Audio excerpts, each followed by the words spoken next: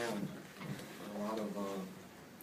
a lot of credit goes to Coach Anderson at Utah State. I think that's his best team, and those kids try really hard. They matched us down in and down out the entire game, all the way to the very end. And I think he's making tremendous progress there, and I think the supporters at Utah State have a great coach who's leading a very good program. For our players, I was just really happy the way they hung in, very resilient. Really enjoyed the last drive offensively, getting a few critical first downs when we absolutely needed them to put away the game. And I was very impressed again defensively with how our kids played from beginning to end. One of those games that was a fantastic college game, an excellent rivalry game, and just exhausting for both teams who laid it all out there. And man, I'm just lucky and glad that we won, and feel fortunate to be the coach of this team. So with that, I'll take questions. Bronco, when you came here 10 years ago, could you have ever imagined building a defensive juggernaut, an offensive school? You know, I just wanted to do the best job I could originally to help a friend who was the head coach by doing the best I could at what responsibilities he gave me. And now as the head coach, I don't know how else to, even though there are trade-offs, I just think I can help the program best by coaching the defense. So I enjoy it, I love it, and I have a special relationship with those players, and the way they're responding from last year through this year, it's just really fun, and that gives us a chance in every game, and that's just the way this particular season is going. Did Bill progress the way you'd like, Bronco? Yeah, it's a really good question. He did, in my opinion, because of the quality of opponent. I think Utah State's good on defense. And other than the one interception there toward the end when we had a personal foul, I thought his decision-making was good.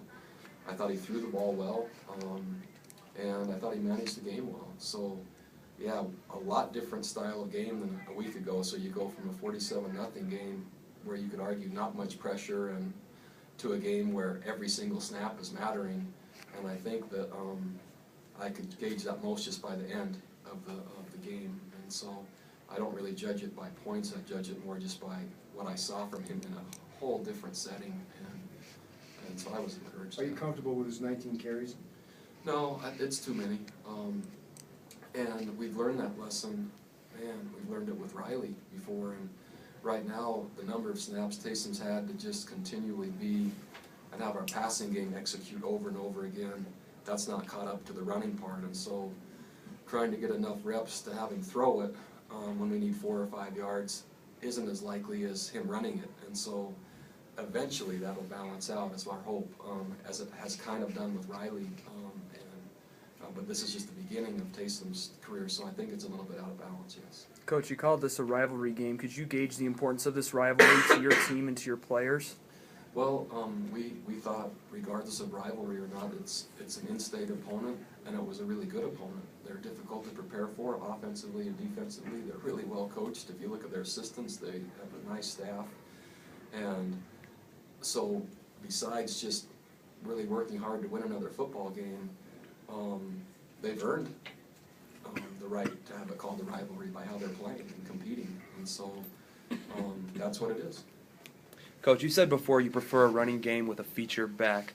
Jamal Williams, clearly the feature back tonight, 17 carries, 71 yards. Can you assess just his performance, what he's adding to the offense? I really like it. I think he's running with nice athleticism and speed, but he doesn't go down easy. He's running physically, and Utah State was hitting hard, good on defense, but yet he was falling forward a lot of times, and he's running with confidence and poise, and so I'm really encouraged by what I see from him. Coach, can you talk about the struggles of the kicking game and oh man, any solutions moving forward? I'm gonna have to take a hard look at it. I don't have ready solutions right now. I wish I did, and it would make all of our jobs easier. So clearly, it's one of my core philosophies. It's players play as they're prepared to play, and so we didn't protect very well in the kicking game, and we didn't kick very well. And I'm talking specifically with our PATs and field goals.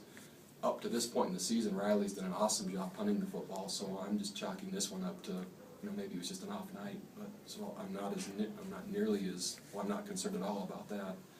But the PAT, the field goal, we have a lot of work to do, not only in protecting it, but establishing where can we kick effectively from, and who is gonna be the one who kicks it. And yeah, I can't really address it further than that, other than I've gotta look at everything. How did the offensive? We were a little surprised to have 3 timeouts to work with at the end of the first half, that Taysom didn't need to burn any of those, and he allowed your defense really to set up the situation. Yeah, but it didn't register with me enough, Jason, right now to kind of even comment on it.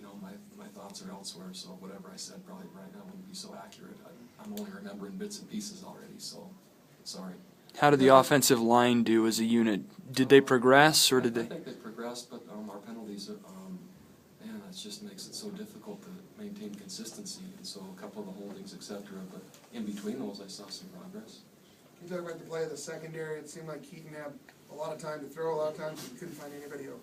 Yeah, man, they had to work extra hard in what we call plaster. It's you defend the first route, and then when the quarterback moves, you have to defend the adjustments. And so they had a long night. We conditioned them really hard, and so I think they held up conditioning-wise pretty well. And then their eye control on a couple of the gadget plays and a lot of wheel routes that never got thrown, but they really were disciplined. And Coach Howell, he worked hard on that, and we thought their chance, if they would have an opportunity to win, would be through gadgets, wheel routes converting, etc. So we spent a lot of time on that, and I think Coach Howell in the secondary really, that was a critical thing. Was the defensive effort more consistent than what you've seen this year throughout the whole game? No, I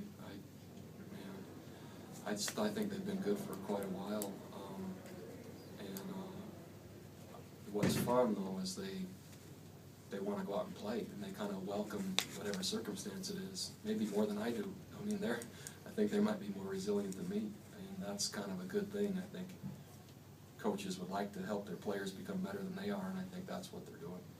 With Taysom showing the progress he's shown, how tough is it going to be to keep him out of the lineup even when Riley is healthy? We'll find a role.